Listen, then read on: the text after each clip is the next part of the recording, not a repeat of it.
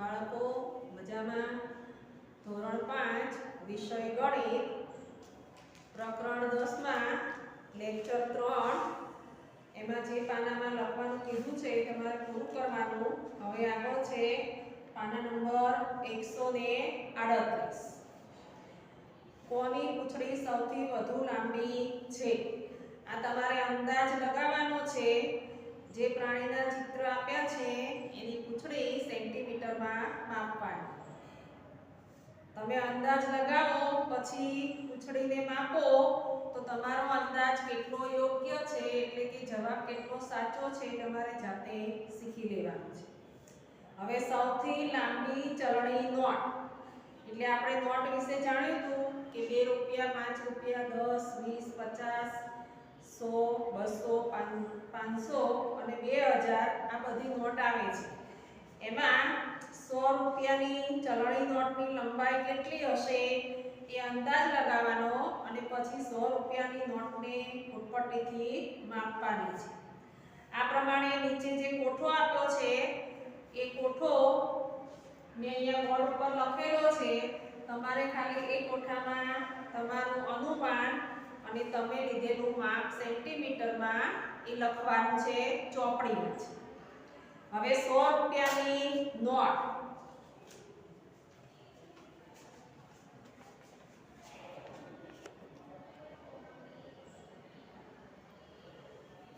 આ 100 રૂપિયાની નોટ છે એની લંબાઈ અને પહોળાઈ તમારે પહેલા અનુમાન કરવાનું છે.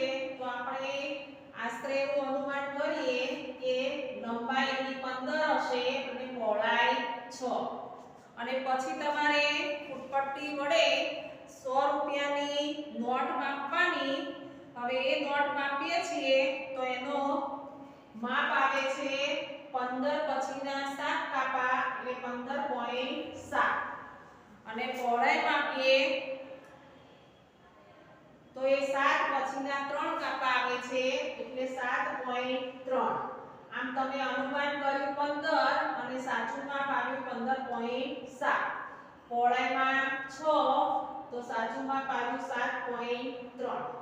આ પ્રમાણે અહીંયા જે દરેક વસ્તુ આપી છે એ દરેકનું અનુમાન એટલે અંદાજે તમારે લંબાઈ અને પહોળાઈ સેન્ટીમીટરમાં લખવાનું અને પછી માપીને સાચું જે માપ છે એ બીજા ખાનામાં લખવાનું.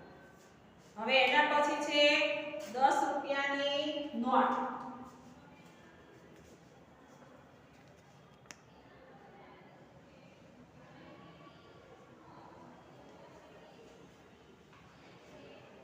હવે 10 રૂપિયાની નોટ છે એમાં અનુમાન કર્યું કે એની લંબાઈ 12.5 સેન્ટીમીટર હશે અને પહોળાઈ 5. પછી એની લંબાઈ માપવાની છે.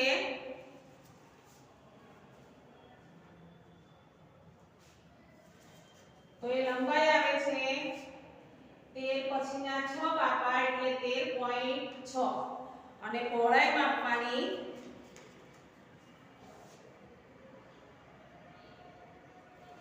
તો પહોળાઈ આવે છે 6 પછીના 3 કાપા એટલે 6.3. એના પછી છે 20 રૂપિયાની નોટ. આ 20 રૂપિયાની નોટ લેવાની.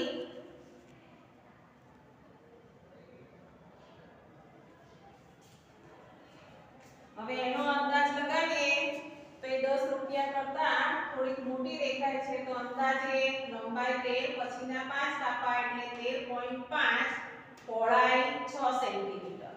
પછી 20 રૂપિયાની નોટની લંબાઈ ખરેખર કેટલી છે તે માપવાની છે. તો એ આવે છે 13 પછીના 5 કાપા અને 14 પછીના 6 કાપા એટલે 14.6 અને પહોળાઈ માપીએ તો એ 6 પછીના આવે છે 2 કાપા એટલે 6.2. આ પ્રમાણે 5 રૂપિયાની નોટ છે એનું અનુમાન લગાવ્યું 11 સેન્ટીમીટર લંબાઈ, 5 સેન્ટીમીટર પહોળાઈ અને સાચું માપ આવ્યું 11 પછીના 7 કાપા એટલે 11.7 અને 6.3. આ પોસ્ટ કાર્ડ એટલે ટપાલ એ તમારા ઘરે હોય તો તેનું માપ લઈ જવાનું અને એ પ્રમાણે માપ લખવાનું છે. અંદાજે 14 સેન્ટીમીટર લંબાઈ, 9 સેન્ટીમીટર પહોળાઈ અને પોસ્ટકાર્ડ માપી આપીએ તો 14.5 થાય છે લંબાઈ અને પહોળાઈ 9.5. હવે ગણિતનું પુસ્તક એટલે આપણા પુસ્તક ઉપર વચ્ચે જે આપણે ભણીએ છીએ તેમાં સેન્ટીમીટરનું માપ આપેલું જ છે, પણ આપણે પુસ્તકને બંધ કરી અને લંબાઈ અને પહોળાઈ માપવાની છે. અંદાજે લખ્યું છે 25 લંબાઈ અને પહોળાઈ 20, અને પછી તમારે લંબાઈ માપો તો એ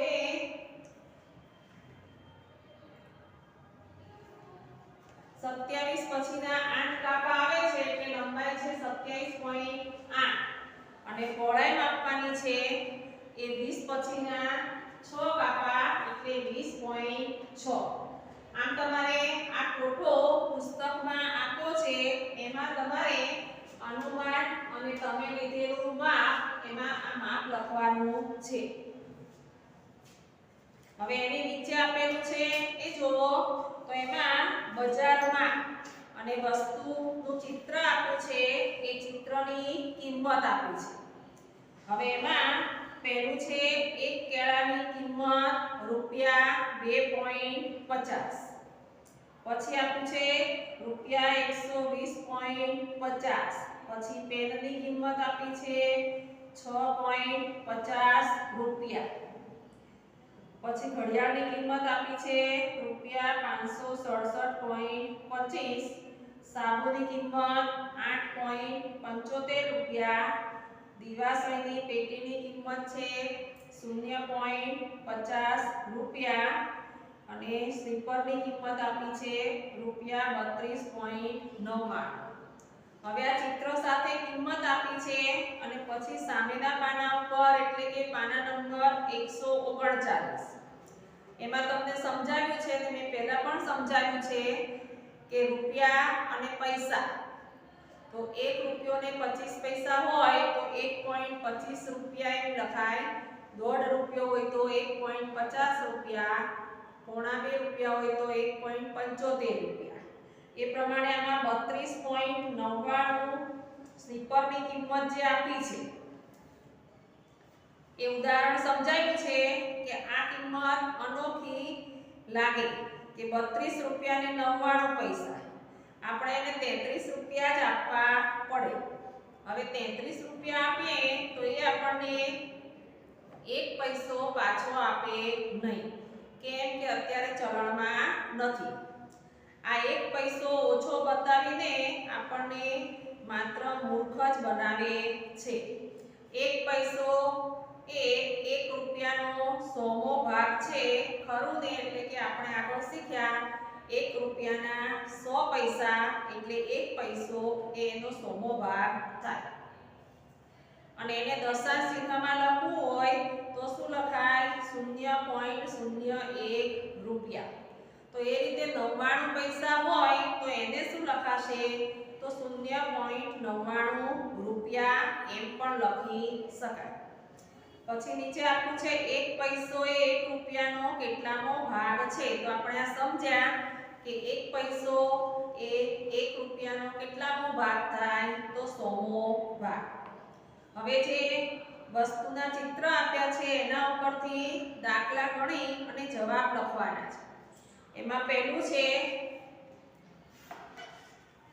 એક દિવાસળીની પેટીની કિંમત કેટલા પૈસા છે, તો એ તો આપણે ચિત્રમાંથી જોઈ લખવાનું એટલે 50 પૈસા.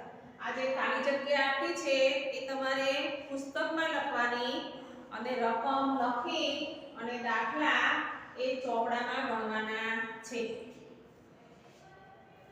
હવે બીજો પ્રશ્ન છે રૂપિયા 2.50 માં કેટલી દિવાસળીની પેટીઓ ખરીદી શકાય?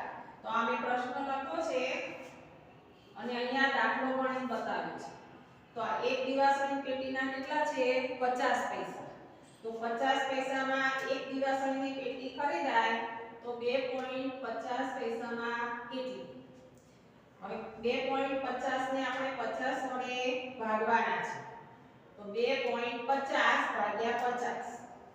આ શૂન્ય શૂન્ય કાઢી નાખીએ તો પાયો પાયો 25 થાય, એટલે 50 ગુણ્યા 5 કરીએ તો જવાબ શું આવે? 250. શૂન્યમાંથી શૂન્ય જાય તો શૂન્ય, 5 માંથી 5 જાય તો 0, 2 માંથી 2 જાય તો 0. આમાં ભાગફળ જે 5 આવ્યું તો 5 દિવાસળીની પેટી ખરીદી શકાય. આમ અહીંયા 2.50 રૂપિયામાં કેટલી દિવાસળીની પેટીઓ ખરીદી શકાય? તો 5 દિવાસળીની પેટી ખરીદી શકાય. હવે ત્રીજો પ્રશ્ન છે, એક સાબુની કિંમત કેટલા રૂપિયા છે? તો એ આપણે ચિત્રમાંથી જોઈએ તો સાબુની કિંમત આપી છે રૂપિયા 8.75, એટલે અહીંયા લખવાનું રૂપિયા 8.75.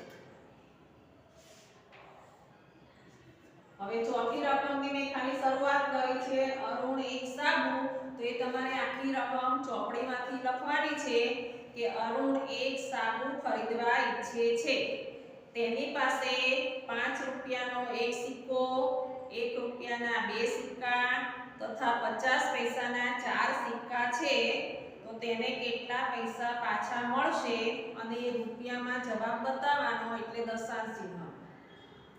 હવે દાખલો અહીંયા ગણિત બતાવ્યો છે કે અરુણ પાસે પહેલા કેટલા પૈસા છે? તો 5 રૂપિયાનો એક સિક્કો છે એટલે કેટલા થાય? 5 રૂપિયા. 1 રૂપિયાના 2 સિક્કા તો 2 રૂપિયા, અને 50 પૈસાના 4 સિક્કા એટલે એમાં કેટલા થશે? 2 રૂપિયા. આમ 5 રૂપિયા, 2 રૂપિયા અને 2 રૂપિયાનો સરવાળો કરીએ તો રૂપિયા કેટલા થાય? 9.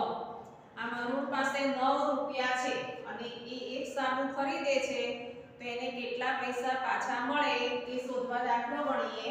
તો એક સાબુની કિંમત 8.75 રૂપિયા છે. હવે અરુણને કેટલા રૂપિયા પાછા મળશે? તો એની પાસે આ 9 રૂપિયા છે એટલે રૂપિયા 9, અને એમાંથી આ સાબુની કિંમત 8.75 રૂપિયા એ બાદ કરવાના. બાદબાકી કરીએ, સાદા બાદબાકી દાખલા ગણીએ એ પ્રમાણે જ ખાલી આ પોઈન્ટ મૂકવાનો. 0 માંથી 5 નો જાય એટલે દસકો, 0 પાસે નથી એટલે ત્યાં 9, 9 પાસે એક દસકો લેવા ગયા એટલે 9 પાસે 8 રહે, અને આ 0 ઉપર 9. 10 માંથી 5 કાઢો તો 5, 9 માંથી 7 કાઢો તો 2, અને 8 માંથી 8 જાય તો 0. આમ એની પાસે 25 પૈસા વધે, પણ આપણે રૂપિયામાં બતાવવાનું છે એટલે દશાંશ ચિહ્નમાં લખ્યું છે રૂપિયા 0.25. હવે 5 નંબરનો દાખલો છે, એમાં એક કેળાની કિંમત રૂપિયા 2.50 છે, તો 1.5 ડઝન કેળાની કિંમત કેટલા રૂપિયા થાય? મેં અહીંયા એ કરીને દાખલો ગણ્યો છે, અહીંયા તમારે આ રકમ પુસ્તકમાંથી લખવાની છે. હવે આપણને ખબર છે કે 1 ડઝનના નંગ કેટલા? તો 12, એટલે 1 ડઝન બરાબર 12 નંગ, અને 1.5 ડઝન એટલે બીજા અડધો ડઝન, અને અડધો ડઝન એટલે 6. આમ 12 અને 6 કેટલા થાય? 18. તો 1.5 ડઝન કેળા એટલે કેટલા થશે? 18 નંગ થાય. હવે એક કેળાની કિંમત રૂપિયા 2.50, તો 18 કેળાની કિંમત શોધવાની છે. એકનો જવાબ આપ્યો છે કે 18 નો શોધવાનો, એટલે એક કરતા વધુ વસ્તુની કિંમત શોધવા ગુણાકાર કરવો પડે, એટલે 2.50 ગુણ્યા 18 કૌંસની બહાર રૂપિયા. હવે એ દાખલો ગણીએ તો 2 અંકની સંખ્યા વડે ગુણાકાર એટલે એકમની 0, 1 ગુણ્યા 0 તો 0, 1 પંચા 5, 1 દુ 2. હવે બીજો પડ્યો આવશે 8 નો.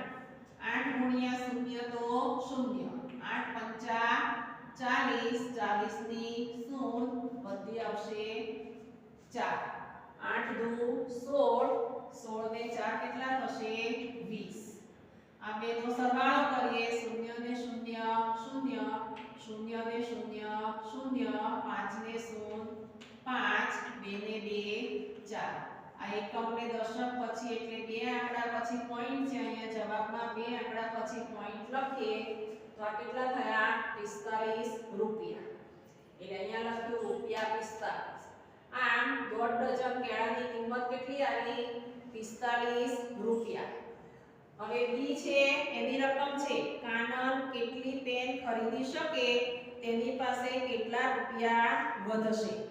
અને કાનન પાસે કેટલા રૂપિયા છે 60 એમાંથી 1.5 ડઝન કેળા લેવાના છે અને જે વધે એમાંથી પેન લેવાની છે તો કાનન પાસેની રકમ કેટલી છે 60 રૂપિયા અને 1.5 ડઝન કેળાની કિંમત આપણે કેટલી શોધી 45 રૂપિયા એટલે 1.5 ડઝન કેળાની કિંમત 45 આમ કાનન પાસે જે 60 છે એમાંથી 45 રૂપિયા કેળાના આપે એટલે બાદ કરીએ પછી એની પાસે કેટલા રૂપિયા વધે શોધીએ તો કાનન પાસે બાકી રહેતી રકમ તો રૂપિયા 60 ઓછા રૂપિયા 45 60 માંથી 45 બાદ કર્યા શૂન્યમાંથી 5 નો જાય એટલે 10 તો 6 ઉપર 5 10 માંથી 5 જાય તો 5 5 માંથી 4 જાય તો 1 આમ એની પાસે 15 રૂપિયા વધ્યા છે હવે ચિત્રમાં આપ્યું છે એમાં પેનની કિંમત તો એક પેનની કિંમત કેટલી છે 6.50 તો 15 રૂપિયામાંથી કેટલી પેન ખરીદી શકે તો એક પેનની કિંમત 6.50 તો બે પેનની કિંમત 6.50 ગુણ્યા 2 અને 6.50 ગુણ્યા 2 કરીએ તો રૂપિયા આવશે 13 આમ 15 રૂપિયામાંથી તે બે પેન ખરીદે તો 13 રૂપિયા જાય એટલે અંતે એની પાસે કેટલી રકમ બાકી વધે તો 15 ઓછા 13 એટલે 2 રૂપિયા વધે આમ તેની પાસે રૂપિયા 2 વધશે પછી તમારે 6 નંબર છે એ ખાલી જગ્યા છે એ રકમ લખવાની નોટમાં બે પેનની કિંમત ખાલી જગ્યા રૂપિયા છે તો ચોપડીમાં લખવાના ખાલી 13 અને જવાબ લખવાનો તે બે પેન ખરીદી શકશે અને આ જવાબ તમારે ચોપડામાં લખવાનો છે ફરી વખત આ કોઠો તમારે પુસ્તકમાં જવાબ લખવાનો પછી ચોપડામાં બજારમાં પાના નંબર 139 ખોલવાનું એમાંથી જોઈને દરેક રકમ અને આ બોર્ડ ઉપરના જે દાખલા છે એ બધું ચોપડામાં ગણવાનું ચોપડીમાં જ્યાં ખાલી જગ્યા આપી છે ત્યાં તમારે ખાલી જવાબ લખવાનો છે